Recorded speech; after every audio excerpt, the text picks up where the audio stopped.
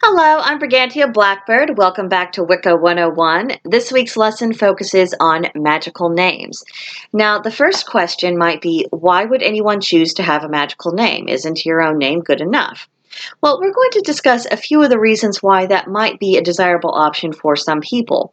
That's usually three different general reasons why someone might have a magical name. The first has to do with safety and confidentiality. Now, fortunately, the vast majority of us are not in an area of the world in which anyone is going to do us physical harm if they find out that we are practicing witchcraft. Some people might disapprove, but let's be real. Disapproval and someone giving you maybe a dirty look or not taking you seriously, that is not in the same realm as physical assault or getting you fired from your job or having you lose custody of your kids or disrupting your marriage or anything of that kind. For most people, it's not that big of a deal to be known once they actually are. While at present it's not really a safety concern, the fact of the matter is we are living in a very, very crazy world. So I think that if things continue along a path where people are so excessively tribalistic, the idea of having a magical name for pragmatic reasons of safety might start to come back, but I don't think that we're there yet. Now, as far as confidentiality goes, some people, because they do fear social disapproval, they adopt a magical name so that when they are out amongst the pagan community, they can use that name instead of their legal name, so that it minimizes the risk of anyone who they know from their mundane life becoming aware of their spiritual and magical activities. But again, that's more of a personal comfort thing than it is um, as a reaction to, legitimate fear over, your health and safety. A second reason why someone might choose to have a magical name is because having that name and using it in ritual, it affects your mindset. It's the same reason why a lot of us would choose to wear ritual robes, or we would have specific pieces of jewelry we might wear. It's because it's about getting into that headspace.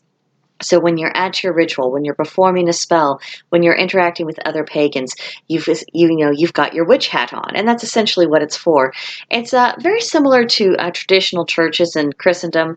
A lot of people, they'll go to Sunday services and they'll be wearing suits or dresses, or they spruce themselves up a bit. They want to look nice. They're entering into the house of their god, and so they're trying to get themselves into that headspace and. Putting on nicer clothes for them is what does it. And so for us, sometimes having that name or wearing our ritual robes or wearing certain pieces of jewelry, it will have a similar effect for us. It's more for the benefit of our own psychology.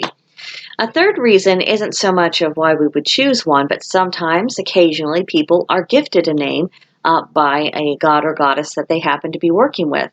Um, I don't know exactly how widespread this is, and sometimes that name is for personal use just between them and their deity and not meant for public consumption. It varies, but it has been known to occur. So, is there still a need for magical names? I would say not necessarily.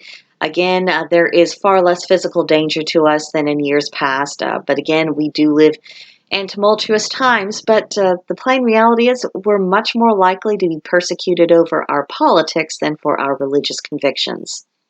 Food for thought right there. And a lot of people, they're able to shift into the proper mindset for magic and ritual without needing to adopt a second name. It's not something that is particularly helpful to them. And again, it is also quite rare for deity to actually rename someone or give them a name and say, when you are working with me, I will be calling you this. That is quite rare. It's also worthwhile to ask ourselves what would be our motivation if we did choose to have a magical name? Would it really mean something deep and profound for us, or would we just be indulging a whim? And always keep in mind there is no requirement of any kind to have a magical name.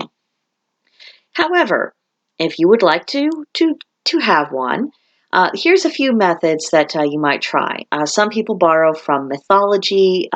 They adopt animal, plant, or crystal names, and they have personal meaning and significance, such as my own name, Brigantia Blackbird.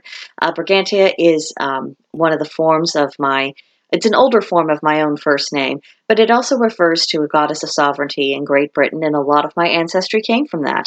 And the goddess Brigid, who is essentially the Irish form of Brigantia, She was the first goddess I ever worked with, the first goddess who ever took the slightest bit of notice of me. So she's a very special person to me, a very special god. Even if she's not ultimately someone who's become my patron, she is there when I call upon her, even if we don't have that super uber close relationship. And the blackbird, it is in reference to one of the birds that are associated with the goddess Rhiannon, for whom I've had a long-standing relationship. So that is something that has personal meaning for me. What might have meaning for someone else could be entirely different. It could be an animal totem.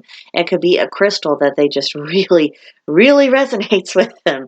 There's all sorts of things that could be going on there. And if you are choosing your own name, it really is up to you, so you can use your imagination. I would caution against adopting titles, though. If you go around calling yourself Lady So-and-so and you haven't even managed to finish reading one book on Wicca, when you come into contact with people in the community, they're probably going to view that as being just a tad bit presumptuous. So, food for thought, just to keep in mind. Another method of choosing a magical name has to do with numerology. If you're familiar with numerology, you will know that each letter in the alphabet is assigned a corresponding number. And what you do is that you add up the numbers in your given name, first, middle, and last. And then once you have that ultimate number, then you add those double digits together, and then you will have an individual number again.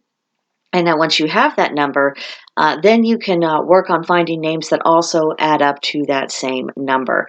It's a very complicated method. I tried it once. It's not something that worked for me.